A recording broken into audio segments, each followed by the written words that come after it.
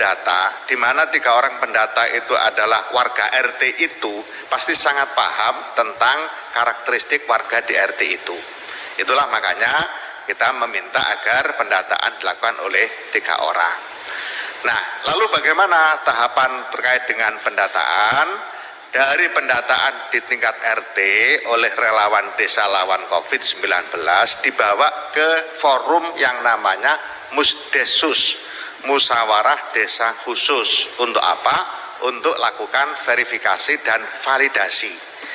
Ini penting supaya tidak ada pihak-pihak yang merasa tidak diajak di dalam membahas dan memutuskan siapa sih yang berhak menerima BLT desa.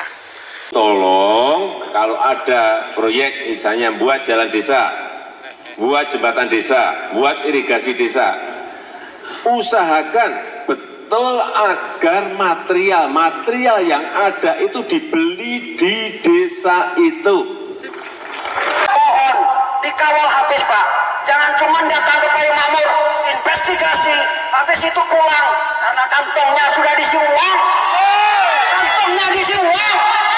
Ya, maka dari itu tolong, kalau kerja yang benar Pak, rakyat ini bayar sampean itu pakai duit kerja Pak. Ya, sampean yang gaji adalah kami Pak. Tidur semua, kita sebagai rakyat ngadu pada siapa? Mau ngadu pada siapa kami Pak? Pak polisi, kami mau ngadu sama siapa? Kalau polisinya kejaksaan, inspektoratnya tidur.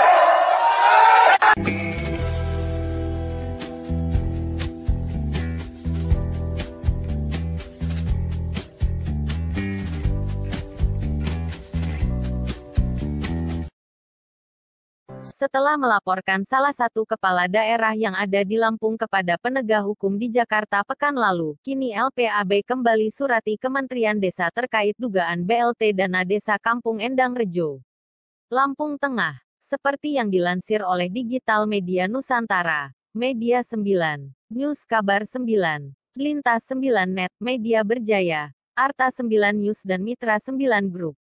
Atas dugaan penyaluran BLT dana desa dan dugaan nepotisme Kampung Endang Rejo Kecamatan Seputih Agung Kabupaten Lampung Tengah. Kini LPAB kembali surati Menteri Pembangunan Desa Daerah Tertinggal dan Transmigrasi dan Badan Perencanaan Nasional, dengan surat nomor 84 LSM LPABY DPD 06 2020 tertanggal tanggal 18 Juni tahun 2020. Jelas Sofyan di ruang kerjanya pada Kamis tanggal 18 Juni tahun 2020.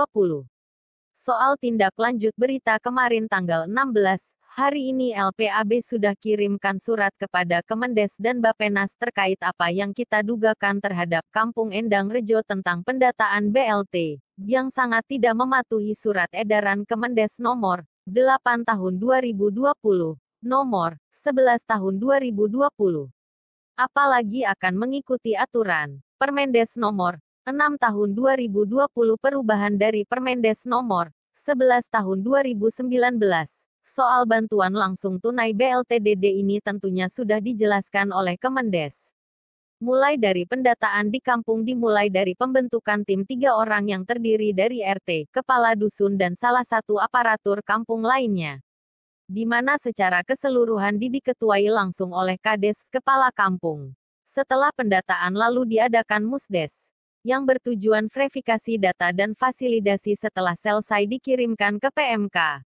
Agar di sana dilakukan sinkronisasi data tujuannya supaya tidak terjadi overloading tumpang tindih kecukupan dan ketepatan, tepat sasaran. Kalaupun yang terjadi di Kampung Endang Rejo ini sangat jauh berbeda dari 5.257 penduduk. 1.679 kepala keluarga lalu daftar penerima bansos tunai dan non-tunai, sebanyak 739 kepala keluarga. Penerima PKH 360, BST 94, BPNT 102 dan BLT dana desa sebanyak 183 kepala keluarga semuanya tumpang tindih. Kacau balau, papar Sofyan. Terlebih lagi yang berkaitan dengan pencegahan COVID-19. Seperti keterangan warga yang ada di sekeliling pos penjagaan dan masyarakat setempat. Kegiatan yang dilaksanakan di Kampung Endang Rejo ini hanya sebagai syarat saja. Penyemprotan disinfektan dilaksanakan saat pengambilan dokumen saja. Kendaraan lewat tidak seperti kampung lainnya dihentikan lalu disemprot disinfektan. Dan kalaupun di kampung lainnya bukan hanya sekali saja penyemprotannya. Beda dengan di Endang Rejo, pada intinya semua dilaksanakan untuk foto-foto. Mungkin untuk dokumentasi, tambah Sofyan sambil memutar rekaman warga. Jadi begini singkatnya, Endang Rejo sudah jelas dari aparatur kampungnya saudara kepala kampung. Sudah pasti itu nepotisme. Lalu dugaan tumpang tindih data yang saya maksud, itu pun lebih jelas lagi. Kita punya daftarnya nih, dan nama penerima secara keseluruhan dari 739 kepala keluarga, KPM, dan masalah penanggulangan COVID-19. Semua dilaksanakan seperti yang saya sebutkan tadi, bahwa semua aktivitas dan kegiatan yang ada di Kampung Endang Rejo ini adalah syarat KKN.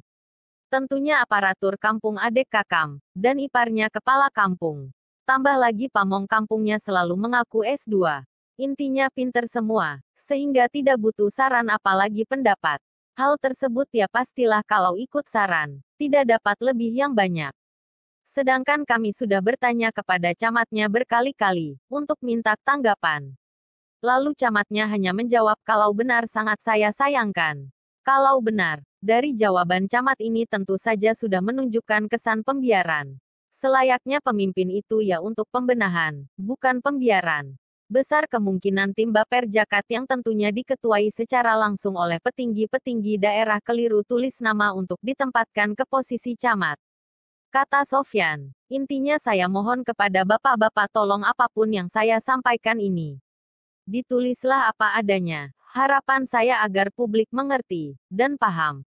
Saya meyakinkan semua yang konfirmasi kepada saya bukan wartawan bayaran akan tetapi wartawan yang punya jiwa sosial tinggi. Bekerja sesuai dengan undang-undang pers, yang bersifat pemberitahuan publik dengan baik. Papar Sofyan sembari mengakhiri pembicaraannya.